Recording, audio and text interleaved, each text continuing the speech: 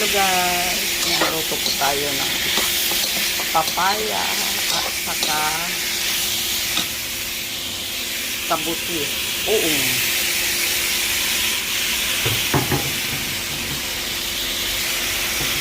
Yan. Yummy.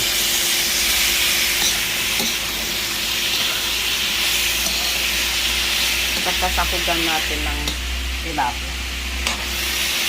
Yan guys, lunch for today. Gulay pa more.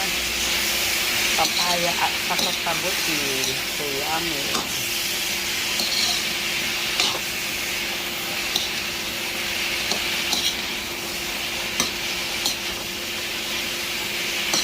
Yan guys.